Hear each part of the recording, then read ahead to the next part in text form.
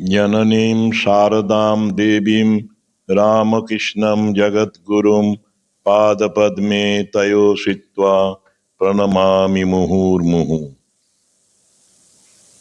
উপস্থিত সন্ন্যাসী ব্রহ্মচারী বৃন্দ এবং ভক্তরা সকলকে আন্তরিক শুভেচ্ছা, নমস্কার, শ্রদ্ধা, ভালোবাসা জানাচ্ছি। আজকে এই সুন্দর দিনে আমরা পুণ্যত্রয়ী ঠাকুরমা স্বামীজির অনুধ্যান করছি। জীবনে এই সুযোগ কম আসে। বলা হয়েছে মেঘাচ্ছন্ন দীনম দুর্দিনং ন মন্যে, যদ্দিন হরিকথা পীযূষ বর্জিতম তদ্দিনম দুর্দিনং মন্যে।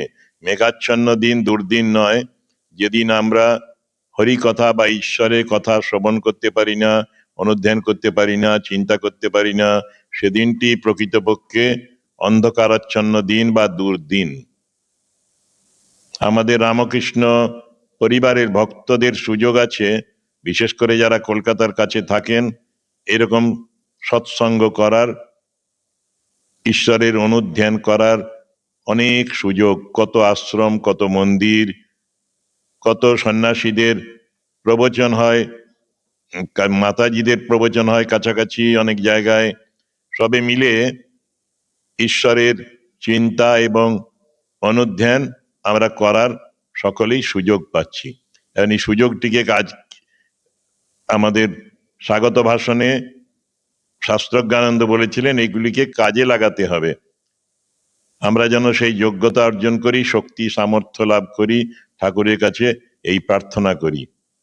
শাস্ত্রজ্ঞানন্দ এই আমাদের অনুধ্যানের মূল সুরটি ধরিয়ে দিয়েছেন তিনটি তত্ত্বের কথা বলে: সাধ্য, সাধক এবং সাধনা। সাধ্য হলে ঈশ্বর, জীবনের লক্ষ্য। আমরা যারা ঈশ্বরের অনুধ্যান করি, ঈশ্বরকে পাওয়ার চেষ্টা করি, তাদের ওই সাধক আখ্যা দেওয়া হয়। আর যে কাজের মাধ্যমে আমরা সাধ্য বস্তুকে লাভ করতে পারি, তাই হলো আমাদের সাধনা। মীরাবাইয়ের গান আছে, সাধন করনা চাইয়ে মনুয়া, ভজন করনা চাই, প্রেম লাগানা চাইয়ে মনুয়া, প্রীতি করনা চাই। ঠাকুরও 1884 ডিসেম্বরে একদিন গিরিশকে বলছেন যে, সেদিন যা বললুম ভক্তির কথা, ভক্তির মানে কি? তারপরে ভক্তির মানেটি বলছেন, কায় মনোবাক্যে তার ভজন। কায় অর্থাৎ শরীর দিয়ে তার সেবা পূজা, ওই পা দিয়ে তার দেবালয়ে যাওয়া, আশ্রমে যাওয়া ইত্যাদিগুলোকে ঠাকুর বলেছেন। আর ওই বাক্য দিয়ে তার নাম করা, তার গান করা, তার স্তুতি করা, সেই রকম মন দিয়ে তার চিন্তা করা, সর্বতোভাবে তাতে মগ্ন থাকা, তাই হলো ভক্তি। ঠাকুর অন্যত্র বলেছেন, বারবার তাকে চিন্তা করতে করতে, তার নাম করতে করতেই ব্যাকুলতা হয় এবং ভক্তি বৃদ্ধি হয়। ভক্তের চাই ভক্তি। ভক্ত তো নামের ভক্ত নয়, কাজে ভক্ত। সা তস্মিন পরম প্রেম রূপা। ভক্তি হলো তাতে পরম প্রেম। ঠাকুর সুন্দর উদাহরণ দিয়েছেন, সতীর পতির প্রতি প্রেম, মায়ের সন্তানের মতো প্রেম বা ভালোবাসা, বিষয়ের প্রতি ভালোবাসা। এই ভালোবাসাগুলোর সমষ্টি হচ্ছে আসলে ওই, যদি সেই সমষ্টি দিয়ে, সেই টান দিয়ে ঈশ্বরের সাথে যুক্ত হওয়ার চেষ্টা করি, সাধনা করি, তাহলেই ঈশ্বরকে পাওয়া যায়। তো সংসারী মানুষ কি করে ঈশ্বরকে পাবে? এটা সুন্দর কাহিনী আছে। একজন ধর্মযাজক বা পুরোহিত ভক্ত, তিনি ধ্যান করছেন ঘরে বসে নির্জনে একাই। সেই সময় পাশে জানলার বাইরে একটা ব্যাঙ, কোলা ব্যাঙ, বড় ঘ্যাঙর ঘ্যাঙর করছে, ডাকছে। তিনি জানলায় দাঁড়িয়ে, জানলা খোলা ছিল, দাঁড়িয়ে ব্যাঙটাকে দেখতে পেলেন। বললেন, স্টপ, চুপ করো, তা নইলে তোমাকে মেরে ফেলবো। কি একটা যোগাযোগ হয়ে গেল, ব্যাঙটা বেশ শান্ত হয়ে গেল। তিনি আবার বসলেন ধ্যানে। সেই সময় দৈববাণী হলো, আকাশবাণী, ওরে ওকে বন্ধ করলি কেন, ও তো আমাকেই ডাকছিল। তিনি দুঃখ পেয়ে সাধক উঠে দাঁড়ালেন, ব্যাঙটাকে আবার দেখলেন, ব্যাঙটা নীরবে আছে। এই ব্যাঙ, তুমি আরো ডাকো। ব্যাঙ এবারে স্বাধীনতা পেয়ে গেল, খুব জোরে জোরে ডাকতে লাগলো। তার পাশাপাশি অনেকগুলো জলাশয় ছিল, সেখানেও এরকম অনেক ব্যাঙ ছিল, তারাও ডাকতে লাগলো। বিজ্ঞানে বলে রেজোনেন্সের মতো হতে লাগলো, খুব জোরে কম্পন হচ্ছে। সেই সময় উনি বসলেন ধ্যানে, এবং লেখক লিখছেন যে সেই দিনই হি ওয়াজ এনলাইটেন্ড অন দ্যাট ডে। এটি আমাদের ভাগবতে আছে, সমুদ্রে শান্ত কল্লোলে স্নাতুম ইচ্ছতি দুর্মতি। যদি আমি কোনো জায়গায় যাই সমুদ্রে স্নান করতে, সমুদ্রের খুব তরঙ্গ, উত্তাল তরঙ্গ, সেখানে যদি ভাবি যখন ঢেউগুলো থামবে সেই সময় প্লেন জল হবে, সাধারণ জলাশয়ের মতো, তখন নাইব স্নান করব, কোনোদিনই স্নান করা হবে না। সমুদ্রে শান্ত কল্লোলে স্নাতুমিচ্ছতি, যে ইচ্ছা করবে শান্ত কল্লোলে, ঢেউ শান্ত হলে স্নান করব, তার পক্ষে স্নান করা যাবে না। সংসারে থেকেই কি করে সব করতে হয় সেটা মা ডেমনস্ট্রেশন দিয়ে গেছেন। একবার কৈলাসানন্দজি মহারাজ আমাদের ভাইস প্রেসিডেন্ট ছিলেন, অন্যতম। তিনি প্রায় 150-200 মায়েদের সাথে কথা বলছিলেন। বলেন, তোমরা মা যে কাজ করেছেন জানো? কত কাজ করেছেন, কেউ পারবে গো? তারা সবাই এক বাক্যে বলে, না না না, মায়ের মতো কাজ কখনো করতে পারবো না। মা অসাধারণ কাজ করেছেন, সব রকম কাজ করেছেন, নির্দ্বিধায়, দিনে করেছেন, রাত্রে করেছেন, মায়ের মতো কাজ করতে পারবো না। তারপরে উনি বলেন, দেখো শুধু কাজ নয়, কাজের সাথে কত নাম করেছেন জানো? লক্ষ নাম করেছেন প্রত্যেক দিন কাজের সাথে সাথে। আমরা বলি ওয়ার্ক অ্যান্ড ওয়ারশিপ, কাজ এবং পূজা, এই দুটো একসাথে করেছেন। কাজটা আসলে তার কাছে ছিল পূজা। আমরা বলি ওয়ার্ক অ্যাজ ওয়ারশিপ সাধনকালে, তারপরে ওয়ার্ক ইজ ওয়ারশিপ, ওয়ার্ক কর্মটাই পুজো হয়ে যায়। মা সারা দিনই ওই অর্থে পুজোই করতেন। নামটাও পুজো তো বটেই। আবার ভক্তদের বিছানার যে কাপড়গুলো, গিরিশ জিজ্ঞেস করছে যে মা ওই এই কাপড় চোপড় কাছে কে? প্রত্যেক দিনই দেখছেন ধবধবে সাদা চাদর, পরিষ্কার চাদর। বললেন লোক আছে। পরে উনি দেখলেন পুণ্যপুকুরের ঘাটে মা ওইগুলি নিয়ে পরিষ্কার করছেন। বিশ্ব জননী সে যে ভিকারিনী, ওই তিনি ভিকারিনীর মতো থাকতেন, ঝাড়ু দিচ্ছেন, আটা মাখছেন ভক্তদের জন্য। কি সেবা করেছেন! ভক্তরা কি তাকে সেবা করবে? পারবেই না তার সেবা করতে। অল্প স্বল্প সেবা করেছে, কিন্তু মা ভক্তদের অনেক বেশি সেবা করেছেন। কর্ম কর্ম কর্ম, স্বামীজি বলতেন, আম আর কুছ মাংতা নেহি। এরা সবাই ওই রকমের কর্ম করে আদর্শ রেখে গেছেন, তার সাথে যেটি প্রয়োজন সেটি করেছেন। ঠাকুরকে একদিন প্রশ্ন করলেন এক গৃহস্থ, গৃহস্থরা কি ঈশ্বর লাভ করতে পারেন? কথামৃততেই আছে। তিনি বলছেন যে হ্যাঁ পারে। কিভাবে পারবে? সাধু সঙ্গ, ঈশ্বরের নাম গুণ কীর্তন। ওই মা বলছিলেন মন মত্ত হস্তি, বিচার করতে হয়। ঠাকুর বলছেন সদ অসৎ বিচার, আর নির্জন বাস। এখন আমরা আরো একটা ডাইমেনশন যোগ করি ঠাকুরের কথা মতোই, আর শিবজ্ঞানে জীব সেবা। এই 5টি সাধন করলেই এই গৃহস্থরাও ঈশ্বর দর্শন করতে পারবে। আমি কিছুদিন সরজু রায় বলে একজন ছিলেন, আমাদের বেলুর মঠের জনশিক্ষা মন্দিরের কাছে, জগন্নাথ ঘাটের কাছাকাছি বাড়ি ছিল। তার বাড়ি যেতাম একটা কাজে, বিদ্যা মন্দির থেকে ত্রিবেণী টিস্যুতে ওর ছেলে কাজ করতো, কিছু পেপার পেতাম, সেই জন্যে যেতাম খবর নিতে। তো সেই সময়ে একটা দিন এরকম, আজকে বোধহয় জামাই ষষ্ঠী, ওই সেদিনটা ছিল জামাই মারা গেছে যেদিন, তার পরের দিন দাহকৃত্য করে ওর ছেলে ওই বোনকে বা দিদিকে নিয়ে এসছে ওদের বাড়িতে। ওদের সন্তান ছিল না, বাড়ি লক করে চলে এসেছেন।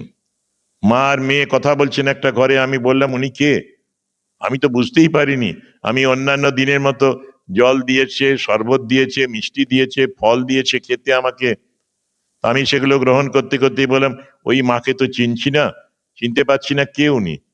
তখন ত্রিদীপ রায়, ওর মেয়ে, সরজু মায়ের মেয়ে, বললেন আমার দিদি, জামাইবাবু কালকে মারা গেছেন। আমরা দিদিকে এখানে নিয়ে এসেছি। তারপরে দিদি ওদের বাড়িতেই দীর্ঘদিন ছিলেন। উনি বিজ্ঞান মহারাজের ছোঁয়া পেয়েছিলেন, এই রকমের বিজ্ঞান মহারাজের শিষ্যাই ছিলেন বোধহয়। তো সেই সরজু মা মায়ের শিষ্যা ছিলেন। সরজু মায়ের হাজবেন্ড স্বামীও খগেনবাবু মায়ের সন্তান ছিলেন। ওদের কাছে অনেকেই আসতো সান্ত্বনা পাওয়ার জন্য, কেউ শোকার্ত মানুষ যারাই ছিল তারা আসতেন। আমাদের ননী মহারাজ অনুরাগানন্দজি পুজো করতেন মঠে, সুকুমার মহারাজের আগে উনি পুজো করতেন, দুজনে একসাথে দু ভাই গ্রুপ করে পুজো করতেন, এক মাস ওরা।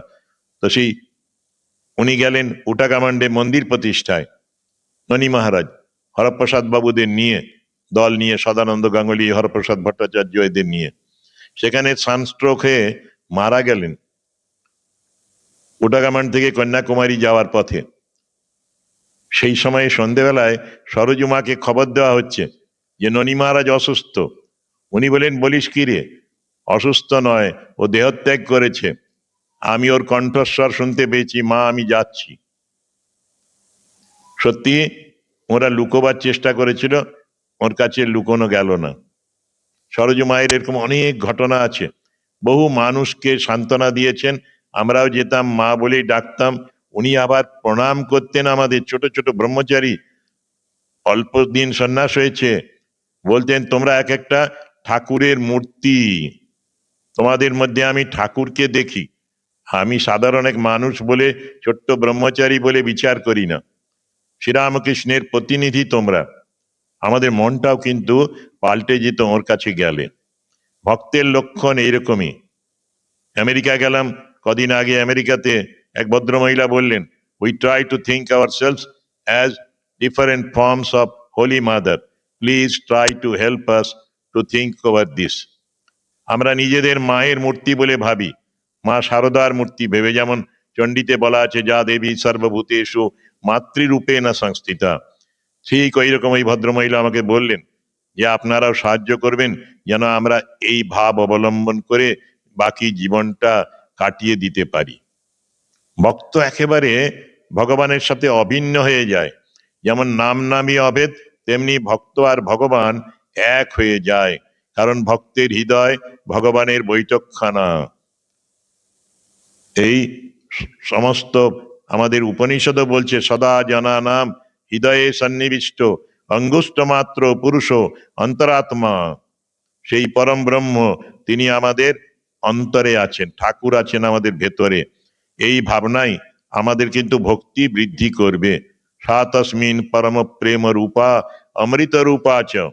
এই যে ভালোবাসা ঠাকুরের প্রতি, এটা অমর করে দেয় মানুষকে, দেবতা করে দেয়। ভক্তিতে এটাই হয়। ভক্তির শক্তি বলে একটা কবিতা আছে, আমি আগে ওদের পড়েছি, একটু পরে পড়ে শোনাবো। ভক্তিতে কিভাবে চেঞ্জ গুলো হয়। এমনি বলা যায়, ভক্তি যখন আমাদের ভোজনে প্রবেশ করে, এই একটু পরে সবাই মিলে দুপুরের আহার গ্রহণ করবেন, সেটা তখন প্রসাদে পরিণত হয়। ভক্তরা যে আহার করে, ভোজন প্রসাদে পরিণত হয়। ভক্তরা মাঝে মাঝে ক্ষুধার্ত থাকেন ইচ্ছে করে, স্বেচ্ছায়। ক্ষুধা ভক্তিতে ব্রততে পরিণত হয়। ফাস্টিং করে একাদশী বা অন্য দিনে, ঠাকুরের জন্মদিনে, মায়ের জন্মদিনে কেউ কেউ করেন। ঠাকুর আবার বেশি উপবাস করতেও বারণ করেছেন। যাই হোক না কেন, উপবাসটি হয়ে যায় ব্রত, ওই ভোজনটা হয় প্রসাদ। মা বলতেন, যা কিছু খাও না কেন সব প্রসাদ করে খাবে, ভগবানকে মনে মনে নিবেদন করে খাবে। এটি বই হয়েছে এখন, বাণী তার আকাশে বাতাসে, শ্রী সারদা মঠের বই। সেখানে আছে, ভক্ত খাচ্ছেন আমোদরের তীরে মুড়ি, আমোদর যেন বলছে, এই তুমি খেয়ে ফেললে, একটু ভগবানের চিন্তা করলে না, নিবেদন করলে না তাকে। এই ছোট্ট জিনিস খাচ্ছি, সেটাও নিবেদন করতে হবে। বলছেন, হ্যাঁ, এই সব নিবেদন করবে, মা আমাদের শিখিয়ে দিয়েছেন। যা খাবে না কেন সেটা ভক্ত প্রসাদ জ্ঞানে খাবেন, মায়ের প্রসাদ জ্ঞানে। ওই রকম জল পরিণত হয় চরণামৃতে, সঙ্গীত পরিবর্তন হয় ভক্তিতে, কীর্তনে, কীর্তনাঙ্গ গান বলি আমরা, এগুলি সব ভক্তির গান। সেই রকম একটা ঘর, ছোট্ট ঘর তোমার, আমি দেখেছি সুন্দরবনে গরিব মানুষ দীক্ষা নিয়েছে গহনানন্দজির কাছে, তুলসী মঞ্চের মতো খুব ছোট একটা ঘর, স্বামী স্ত্রী দুজনে আসন নিয়ে বসলেই টাইট হয়ে যাবে, ছোট্ট একটা দরজা কোনো রকমে ঢোকে, সেখানে কম্বলের আসন পেতে স্বামী স্ত্রী বুড়ো বুড়ি বা মধ্যবয়সী তারা বসেন এবং একেবারে মন্দিরের মতো রক্ষা করেছেন, গোবর লেপন করেন এবং সুন্দর করে পরিষ্কার পরিচ্ছন্ন করেন। ছোট্ট ঘর, হয়তো 20 বর্গফুটও নয়, তারও কম, তাতে দুইটি মানুষ বসে সকালবেলায় সন্ধেবেলায় নিয়মিত জপ ধ্যান করতেন। আমি মাঝে মাঝে নজর দিতাম যে এরা দীক্ষা নিচ্ছে, এত আগ্রহ, তো এরা করে কি নাম জপ? সত্যি দেখলাম বাড়িতে এরকম ছোট্ট একটা কুঁড়ে ঘরের মতো করেছে, 20 বর্গফুটের মতো জায়গায়, সেখানেই বসে দুইজন নিয়মিত জপ ধ্যান করছে। ফটো কোথায়? তখনকার দিনে খুব গরিব মানুষ, তারা ঠাকুরের ফটো নিয়েছে, ঠাকুরমা স্বামীজি গুরু মহারাজের, কাঁচের ভেতরে রেখেছে, দুটো কাঁচের ভেতরে, কাঁচের ওপরে কালো পেপার দিয়ে চারদিকে নিজেরাই বাইন্ড করেছে, অপূর্ব, কিন্তু খুব আন্তরিকতা। দামি ফ্রেম নেই, কিচ্ছু নেই, দামি ঘর নেই, কিন্তু ঘরটা সত্যি সত্যি গৃহ পরিণত হয় মন্দিরে। এরকম করে আমরা দেখব যে যে কোনো কাজ পরিণত হয়ে যায় সেবাতে, ভক্তিতে, সেবা বা পূজায়। আর মানুষের কি পরিবর্তন হয়? ভক্তির দ্বারা মানুষ দেবতায় পরিণত হয়ে যায়, মানুষ হবে দেবতা। সত্যি এটাই ধর্ম আসলে, মানুষের অন্তর্নিহিত দেবত্বের বিকাশ হলো ধর্ম। এইভাবেই আমাদের এই রামকৃষ্ণ দর্শন, ঠাকুর বলেছেন যে মনুষ্য জীবনের উদ্দেশ্য ঈশ্বর দর্শন।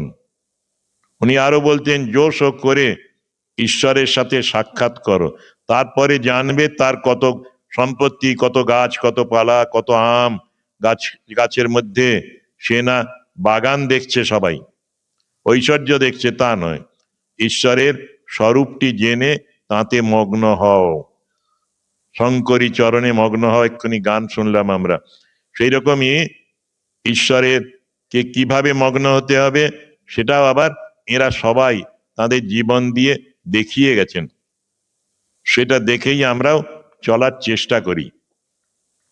ঠাকুরের অদ্ভুত অদ্ভুত উক্তি আছে, অন্য জায়গা থেকে নেওয়া, তবুও কথামৃতর মধ্যে আছে। ঠাকুর একদিন বলছেন যে রাম লক্ষ্মণ ওই পম্পা সরোবরে গিয়েছেন, সেখানে ওদের ধনুকগুলো রেখেছেন মাটিতে আটকে, সেই সময়ে এসে যখন ধনুক খুলছেন, লক্ষ্মণ তুলছেন, দেখছেন রক্তারক্তি হয়ে গেছে। কি হয়েছে? রাম বলেন দেখো তো ভাই, একটা জীব হত্যা হয়েছে মনে হচ্ছে। ওরা ধনুককে নিচে দেখলেন একটা কোলা ব্যাঙ, বড় ব্যাঙ, মুমূর্ষু। রাম বললেন তুমি কেন আওয়াজ করনি? অন্য সময় তো সাপে ধরলে খুব আওয়াজ করো। তখন ব্যাঙটি বলল যে সাপে ধরলে বলি হে রাম রক্ষা করো, আজকে রামের ধনুকে যখন মারা যাচ্ছি তখন কাকে বলবো? রামই তো মারছেন। সত্যি ভক্তদের এই ভাব, বলা হয় ঝড়ের এঁটো পাতার মতো থাকবে, সেই রকম রোগ শোক মৃত্যু এসবই ওই রকম। এখানে ছিলেন মুমুক্ষানন্দজি, পরে বেলুড় মঠে ছিলেন, আরোগ্য ভবনে আমাদের ট্রাস্টি ছিলেন, অনেক জায়গায় অধ্যক্ষ ছিলেন। ওকে যখন বলা হতো ছাত্ররা বা আমরা বলতাম মহারাজ শরীর খারাপ, উনি কখনো কখনো এক্সপ্রেশন দিয়েছেন যে আমি তো শরীর নই, শরীরটা একটু কষ্ট হচ্ছে কিন্তু আমি নিজে খুব আনন্দে আছি। পরিষ্কার বলছেন একদিন যে এই যে দুঃখ, শরীরেরও কষ্ট, এটাও তার দয়া। মা বলতেন যে দুঃখটা তার দয়ার দান, তিনি কেবল মঙ্গল করবেন, আমার অসুখ বিসুখ হবে না এটা ঠিক নয়। একদিন এক ভক্ত ছেলে আমাকে বলছে আমার ঠাকুরের উপরে বড্ড রাগ হয়েছে। কেন রাগ হয়েছে রে? আমার বাবাকে মাত্র 79 বছর বয়সে নিয়ে চলে গেলেন, আর তৈলঙ্গ স্বামীকে রেখে দিলেন 300 বছর। অদ্ভুত তার ক্ষোভ। আমি বললাম, ঠাকুর কতদিন ছিলেন রে? মা কতদিন জীবিত ছিলেন? স্বামীজি কতদিন ছিলেন? সিস্টার নিবেদিতা কতদিন ছিলেন? চিন্তা কর। আর রোগ হবে না, মৃত্যু হবে না, বাবা চিরকাল বেঁচে থাকবেন। আর সত্যিই যদি বাবা অনেকদিন বেঁচে থাকে, তুই পারবি সেবা করতে? কখনো পারবি না। ঈশ্বর তিনি কৃপাময়, দয়ালু। তিনি আমাদের যেভাবে রেখেছেন তাতে আমাদের সন্তুষ্ট থাকার প্রয়োজন আছে। তা নইলে সব সময় যদি বিরক্তির ভাব থাকে, এটা দিলে না, সেটা দিলে না, আর তুমি কি দিলে ভগবানকে? তুমি কতটা সময় দিয়েছো? এটাও তো ভাবতে হবে। আর যদি সত্যি খুব সাধনও করো, তখন আসলে এটাই বুঝবে যে তিনি তোমার যাতে মঙ্গল হয় তাই দেন, যাতে অমঙ্গল হয় সেটা দেবেন না। সত্যি মানুষ বোঝে না, সেই জন্যই মানুষের অশান্তি হয়। সেই জন্যই ঠাকুর গান গাইতেন কবির দাসের, ডুব ডুব ডুব রূপসাগরে আমার মন, তলাতল পাতাল খুঁজলে পাবিরে প্রেম রত্নধন। এমনি তিনি বলতেন যে রত্নাকর, অনেক রত্নের আকর, রত্ন আছে, কিন্তু দু এক ডুবে যদি রত্ন না পাও তাহলে ওই হতাশ হবে না, তোমাকে ডুব দিতে হবে, সময় দিতে হবে, অনেক দিন ধরে অপেক্ষা করতে হবে। খানদানি চাষার কথা বলছেন ঠাকুর সুন্দর উপমা দিয়ে, বলছেন 12 বছর অনাবৃষ্টি হলেও এই চাষিরা চাষ করা ছাড়ে না। আর যারা ভাবে একবারই খুব লাভ হবে, প্রথমবারই বৃষ্টি হলো না, তখন চাষ বন্ধ করে দেয়। তেমনি যারা জেনুইন ভক্ত, তারা ধৈর্য ধরে ঈশ্বরের উপাসনা করেই যাবেন। একদিন না একদিন তো তিনি দেখা দেবেনই। কথামৃততেই গল্প আছে যে নারদ ঋষি যাচ্ছেন, তেঁতুল গাছে নির দিয়ে যাচ্ছেন, একজন সাধক সাধনায় বসে আছেন, আর একজন পাগল বিশু, সে মাঝে মাঝে গাঁজা খায়, নাচ করে। তো বিশু জিজ্ঞেস করছে, সাধক জিজ্ঞেস করছে, নারদ ঋষি তুমি তো বৈকুণ্ঠে যাচ্ছ, আমার কবে মুক্তি হবে জেনে এসো তো। ঠিক আছে, জেনে আসবো। নারদ আসার সময় বললেন সাধককে যে তোমার 3 জন্ম লাগবে আরো এই মুক্তি পেতে হলে। আর বিশু পাগলকে বললে তেঁতুল গাছে যত পাতা আছে তত জন্ম তোমার লাগবে। বিশু তো বগল বাজিয়ে গাইতে লাগলো, বিশু তুই বগল বাজা, গোলকে তোর ভিজলো গাঁজা। যা হোক, একদিন তো মুক্তি হবেই, আমার চিন্তা কিসের? আর সাধক হতাশ হয়ে গেলেন। তৎক্ষণাৎ বিশুকে বিষ্ণু স্বর্ণরথে করে নিয়ে গেলেন বৈকুণ্ঠ লোকে। ওই যে সন্তোষ, যদৃচ্ছা লাভ সন্তুষ্ট দ্বন্দ্বাতীত বিমৎসর, এই যা তিনি দিচ্ছেন তাতেই খুশি থেকো। আমরা একজনের কথা জানি, জিম করবেট তার বইয়ে লিখেছেন, চামারি বলে একটা ক্যারেক্টার। অবাক হয়ে যাই যখন পড়ি প্রথম। আমি মাঝে মাঝেই পড়ি, আমার কাছে বইটা আছে, মাই ইন্ডিয়া বলে, আমার Bharat. Mahasweta Devi Jim Corbett omnibus করেছেন 2 খণ্ডে, সেখানে এই কাহিনী দিয়েছেন। ভারতকে খুব ভালোবাসতেন এই মানুষটি, বিদেশি মানুষ, শিকারী ছিলেন। আবার চোর ডাকাত ধরার জন্য মাঝে মাঝে ওকে ব্রিটিশ সরকার পুলিশ ডিপার্টমেন্ট নিয়ে যেত। সেই রকম সেই জিম করবেটের কাছে একদিন একটা যুবক এলো, তার স্ত্রী সাথে এলেন, দুর্বল শরীর, বলেন আমি আপনার কাছে কাজ করতে চাই। করবেট সাহেব কন্ট্রাক্টর ছিলেন, মোকামা ঘাটে স্টিমার ট্রেনের সংযোগ ছিল, স্টিমার জাহাজ মাল নিয়ে আসতো, ট্রেনে বগিতে তুলতো, নামানো ওঠানো কাজ করতো শ্রমিকরা। জিম করবেট ওর দিকে চেয়ে দেখলেন দুর্বল ছেলে, এই লোডিং আনলোডিং এর কাজ তো তুমি পারবে না বাবু, তুমি কি হিসাব জানো? বলে হ্যাঁ, হিসাব করতে পারবো। উনি এবারে ওকে দিয়ে হিসাব করাতেন, আর ও শ্রমিকদের লিডার হয়ে গেল। কলেরা হলো বস্তিতে কুড়ি লাইনে। সেই সময়ে করবেট সাহেব একদিন রাত্রে গেলেন সেবা করতে, তার সাথে গেল এই চামারি। চামারি আর উনি গেলেন, ফিরে এলেন রাত্রে, মধ্যরাত্রে 4টে নাগাদ কিংবা 2টো নাগাদ ওর স্ত্রী এলেন, এসে বললেন সাহেব আমার স্বামীরও বোধহয় কলেরা হয়েছে, তুমি যাবে? প্রায় 50 ঘন্টা জমে মানুষের লড়াই হলো। করবেট সাহেব বলছেন, তারপরেই চামারির দেহত্যাগ হবে। সেই ঘটনা অপূর্ব রচনা করেছেন, লিখেছেন। আসলে এটা তার দেখা অভিজ্ঞতা। বলছেন চামারি যাওয়ার আগে বলছে, মহারাজ, হিন্দিতে ওরা মহারাজ বলতো সাহেবকে, মহারাজ আমাকে বিদায় দাও, ভগবান বিষ্ণু রথ পাঠিয়েছেন, রথ নিয়ে এসেছেন আমাকে নিয়ে যাবার জন্য। তারপরেই দেখা গেল এক অপূর্ব ঘটনা। বিষ্ণু মন্দিরের প্রধান পুরোহিত বারাণসী থেকে তার শিষ্যকে পাঠিয়েছেন, যাও মোকামা ঘাটে আমার পরম ভক্ত চামারি থাকেন, চামারিকে নিয়ে আসবে। ওই ভক্ত অনেকক্ষণ ধরে ওই তার সেবা দেখছিলেন, কেমন করে করবেট সাহেব সেবা করেন তার শ্রমিকটিকে। নিচু জাতির শ্রমিক চামারি, তাকে খুব যত্ন করে মায়ের মতো করে সেবা করেছিলেন, কিন্তু পারেননি রক্ষা করতে। তো বললেন, আমি বলবো আমার গুরুদেবকে। এই জানলেন উনি যে চামারি ইনি। তার হাতে একটা কাপড়ের মোট ছিল, কাপড়ের মোটটা রেখে নতজানু হয়ে হাঁটু গেড়ে চামারিকে প্রণাম করলেন, পা ছুঁয়ে। করবেট সাহেব লিখেছেন। তারপরেই যখন শবযাত্রা হবে, এত মানুষের ঢল নেমেছে যে কোনোদিন এত মানুষ শবযাত্রায় যায়নি। চামারি শবযাত্রায় যত মানুষ গিয়েছিলেন, উনি লাস্ট লাইন লিখছেন ইংরেজি বইয়ে, I shall feel content if I am privilege to go their way Chamari had gone. Chamari যেখানে গেল সেখানে যদি যেতে পারতাম তাহলে আমি খুব সন্তোষ লাভ করতাম। I shall feel content if I am privilege to go their way Chamari had gone. তার কথাতে লেখা আছে, চামারি যে কখন সাধন ভজন করত বোঝা যায় না। ওই যে নির্জন বাস, মনে বনে কোণে ওই রকমের সাধনা করত, আর কাজে ডুবে থাকতো, কাজটাকে পূজা বলে মনে করত। এইগুলোই আসলে সাধনা।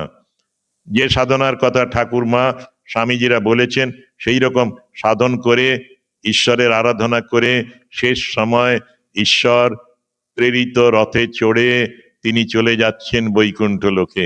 কি অপূর্ব ঘটনা! ভারতবর্ষে এই রকমের মানুষ অনেক আছেন।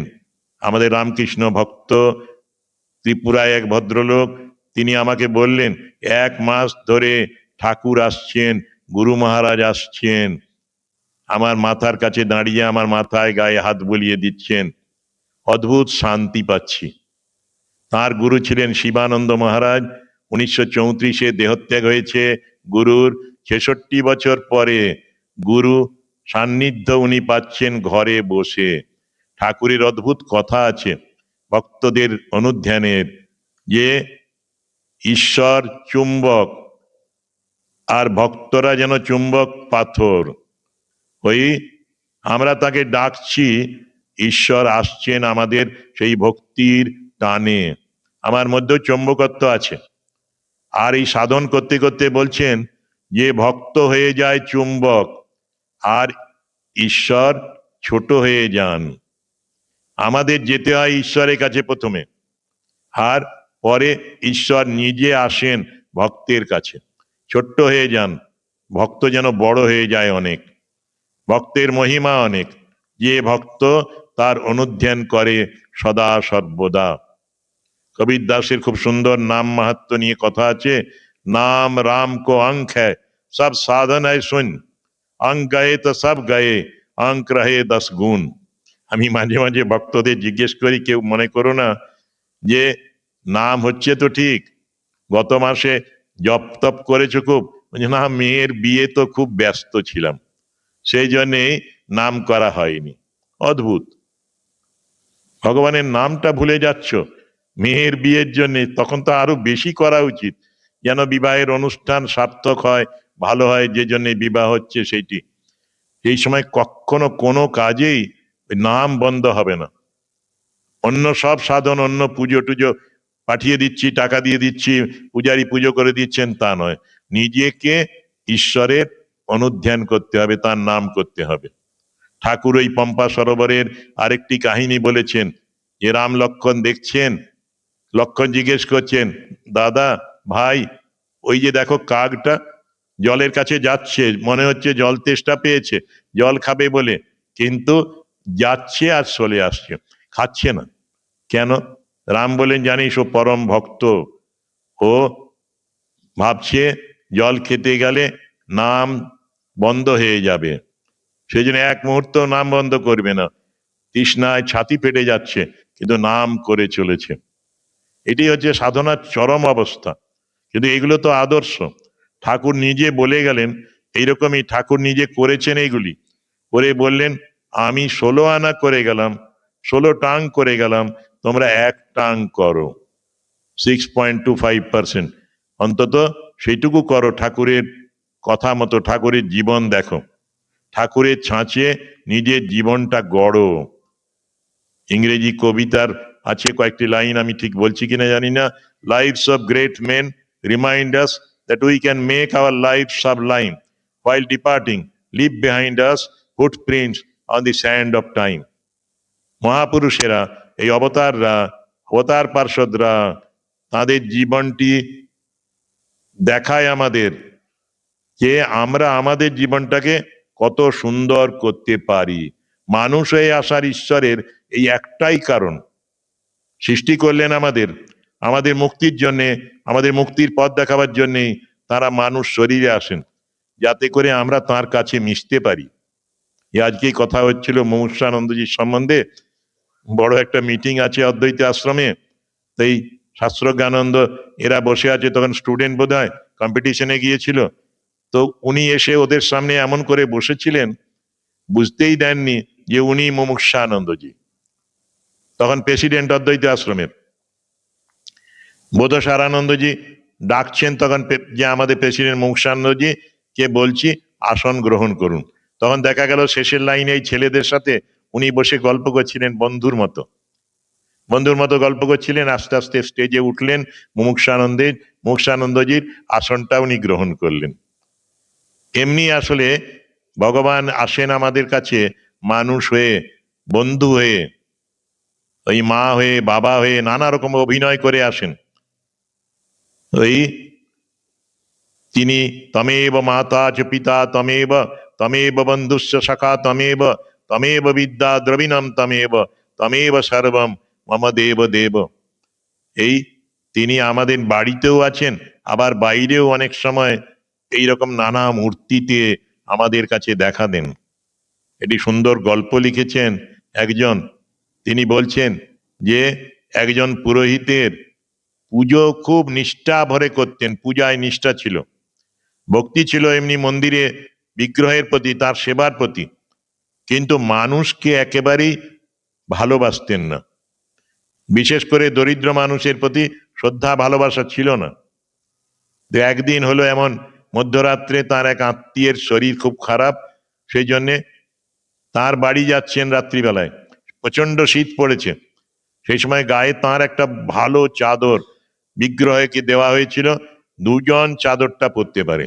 রাস্তায় যেতে যেতে দেখছেন একটা শীতকাতুরে ভিখারি, সে কাঁপছে ঠান্ডায়, উনি নিজের চাদরটাকে নখ দিয়ে ছিঁড়লেন, ছিঁড়ে হাফ হাফ করে ওকে জড়িয়ে দিলেন অর্ধেকটা, নিজে অর্ধেকটা জড়ালেন।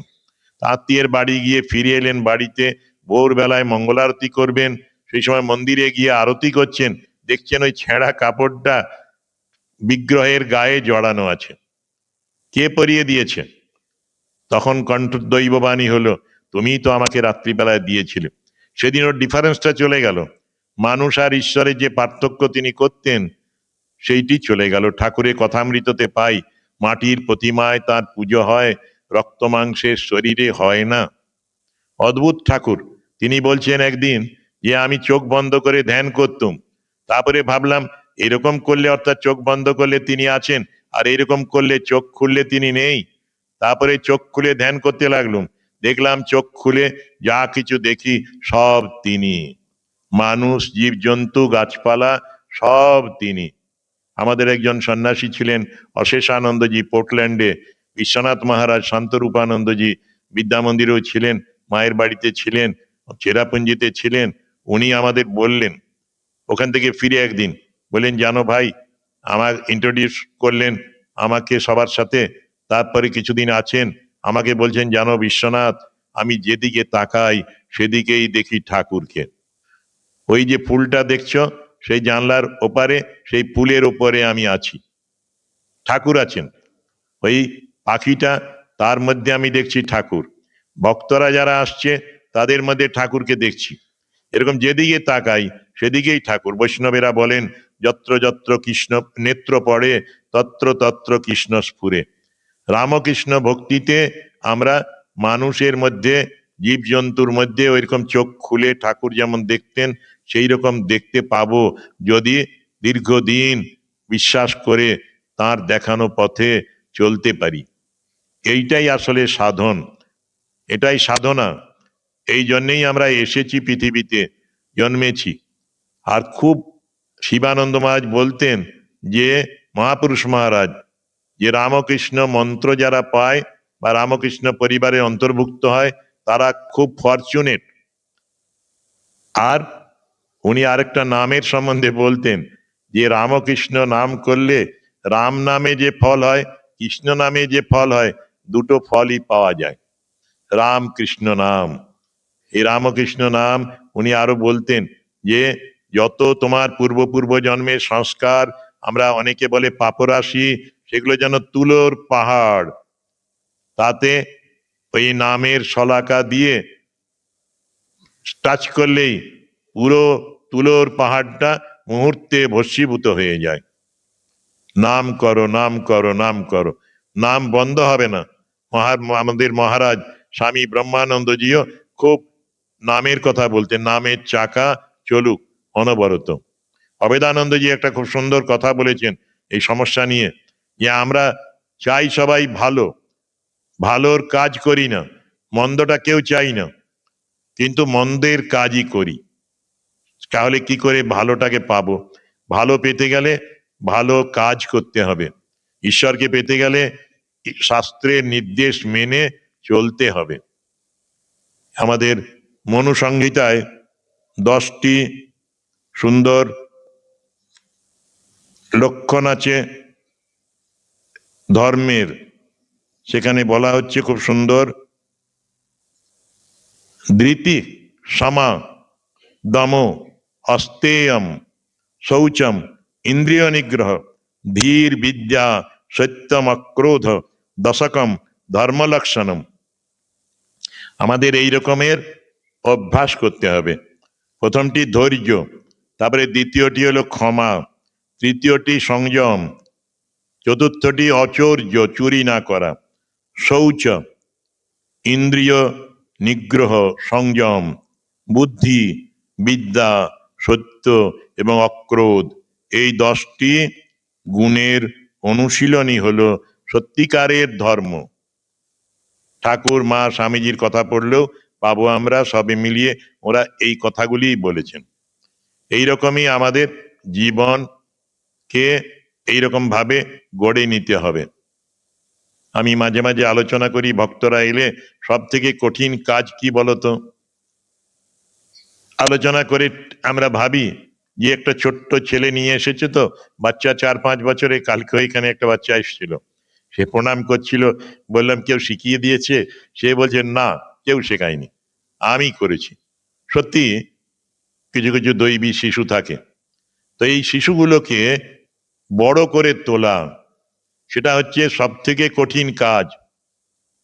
আরেকটা হলো যে শিশুটা বড় হয়েছে, যুবক হয়েছে, তার পক্ষে কঠিন কাজ হলো ওই ভালো মানুষ হওয়া, যথার্থ ধর্মে পথে থাকা। হোয়াট ইজ রিলিজিয়ান জেনে এই রিলিজিয়াস পাথে ট্রাভেল করা, ধর্মের পথে চলা। বুধানন্দজি বলছেন ধর্মই মানুষের প্রকৃত বন্ধু। এই ধর্ম রামকৃষ্ণ ধর্ম, আর ধর্ম মানেই তো রামকৃষ্ণ। মাস্টারমশাই লিখছেন কথামৃততে, ঠাকুর যাচ্ছেন বা নামছেন গাড়ি থেকে, বলছেন স্বয়ং ধর্ম নামছেন, স্বয়ং ধর্ম চলেছেন। তিনি হলেন ধর্মের বিগ্রহ, ধর্মের মূর্তি, উপনিষদের মূর্তি। আমরা খুব বেদান্ত পড়ি, বেদান্তের মূর্তি। ঠাকুরের সুন্দর গল্প আছে বেদান্তের, ফলিত বেদান্তের একটি গল্প। বলছেন একটি আশ্রম ছিল, আশ্রম থেকে সাধুরা ভিক্ষে করতে যেত।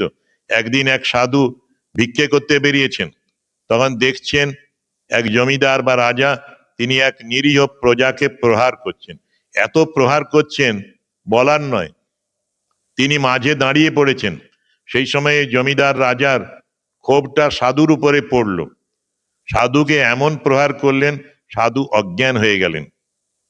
খবর গেল আশ্রমে, আশ্রমের সবাই এসে ওকে নিয়ে গেলেন।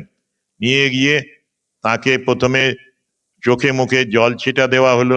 একজন বললে একটু গরম দুধ দাও, দুধ দিতে জ্ঞান এলো।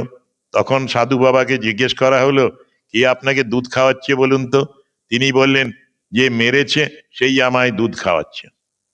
ঠাকুর বলছেন যে ঈশ্বর দর্শন করেছে সাধুটি, তা নইলে এমন কথা বলতে পারে না।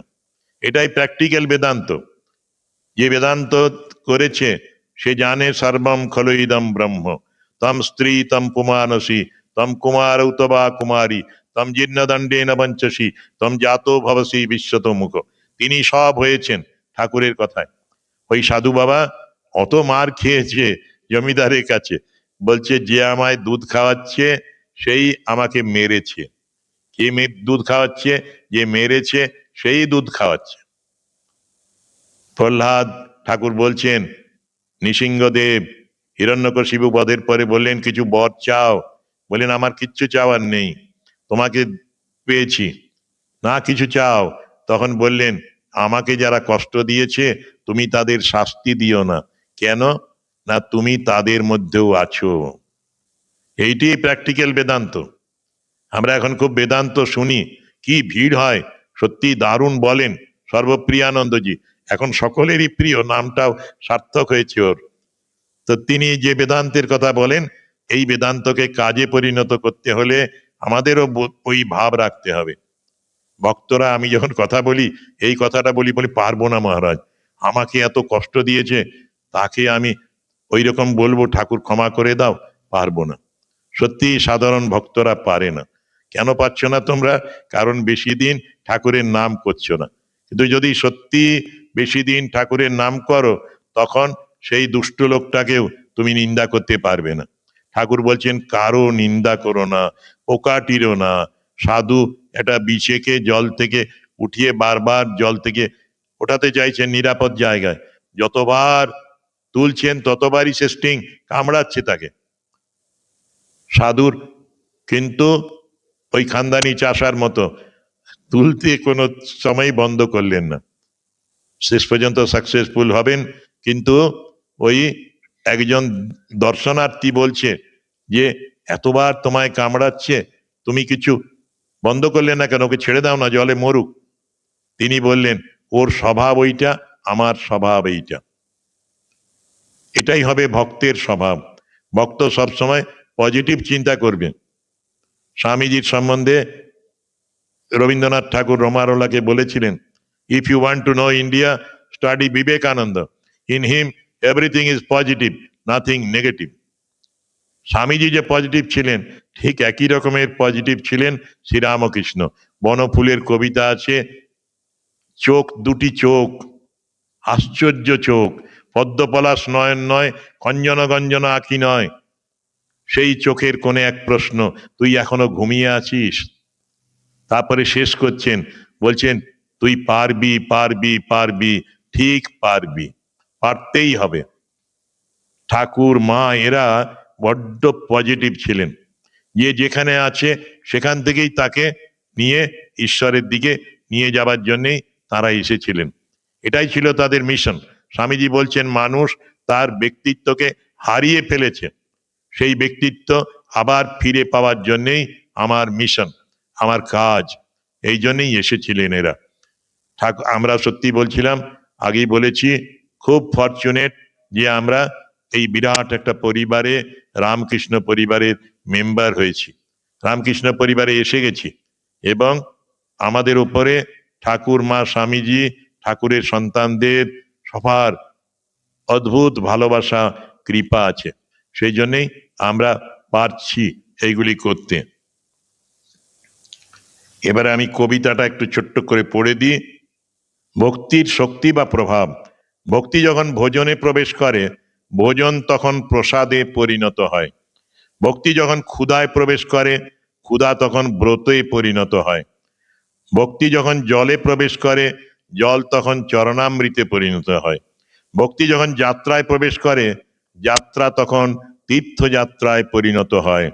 ভক্তি যখন সঙ্গীতে প্রবেশ করে, সঙ্গীত তখন কীর্তনে পরিণত হয়। ভক্তি যখন ঘরে প্রবেশ করে, ঘর তখন মন্দিরে পরিণত হয়।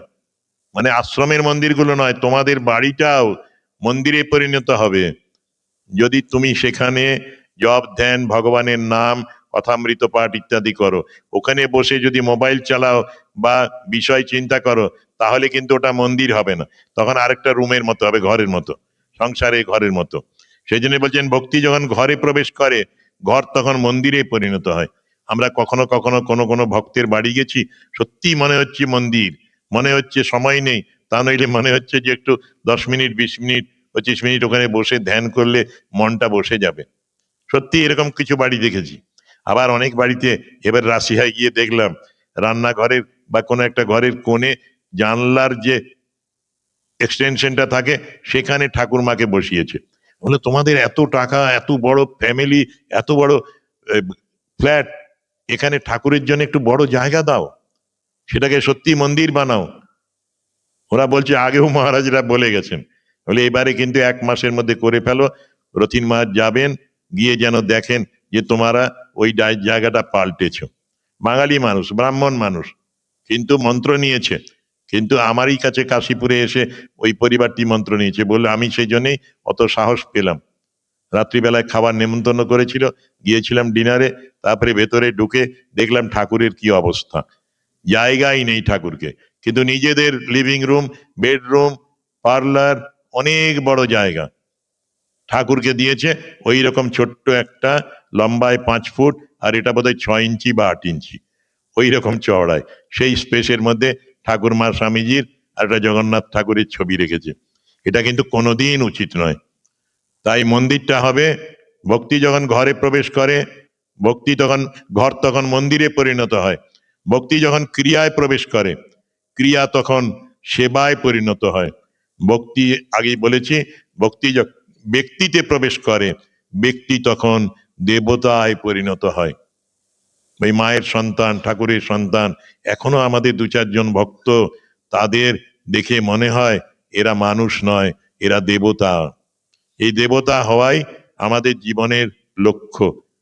দেবতা তো নয়, একবারেই সত্যি সত্যি ওই যারা আমাদের আরাধ্য, তাদের ভাব যথাসম্ভব আমাদের মধ্যে আয়ত্তাধীন করতে হবে।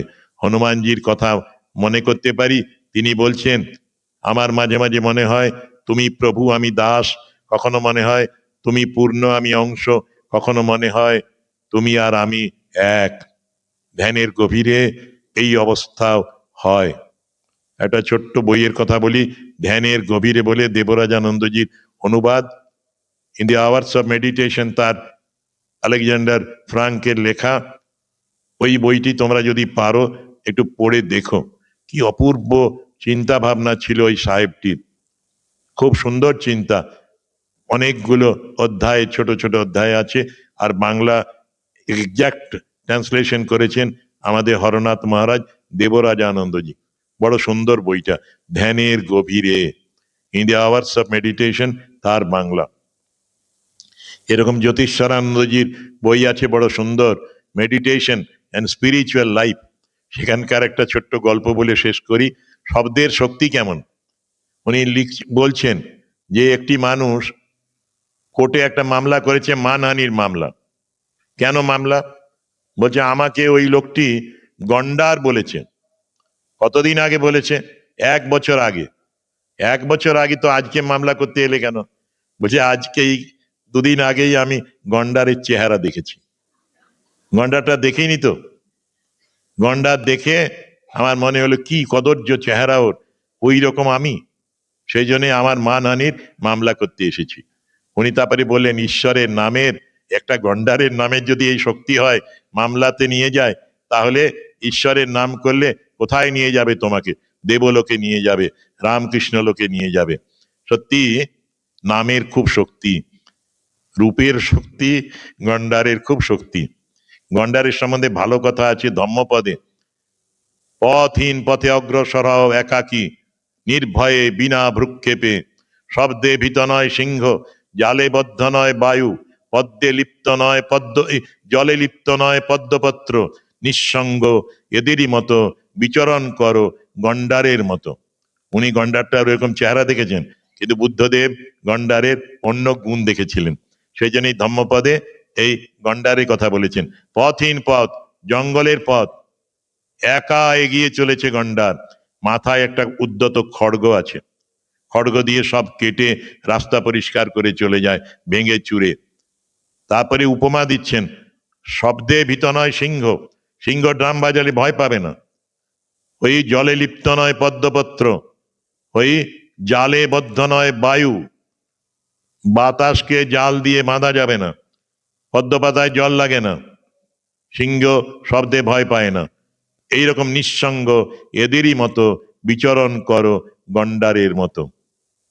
যাই হোক, ঠাকুর মা স্বামীজি দয়া করেছেন, কৃপা করেছেন, ভক্তদের সবাইকে আজকে এখানে এনেছেন। নরেন্দ্রপুর এক অদ্ভুত সুন্দর আশ্রম, তপবন, তপবনের মতোই তপবন আশ্রম, শিক্ষাঙ্গন, আর এই সুন্দর হল। আর আমিও সুযোগ পেয়েছি এখানে ঠাকুর মা স্বামীজির কথা বলার। সবাইকে ধন্যবাদ এতক্ষণ ধরে শোনার জন্যে। আমি তো ভাবছিলাম কি করে বলবো, 12টা বাজবে কিনা, 12টা বাজাতে পারবো কিনা, তা 12টা বাজিয়ে দিয়েছি, 12টা বাজিয়ে দিয়েছি। আমি ঘড়ি দেখছি বারবার যে আমি 12টায় এসে গেছি।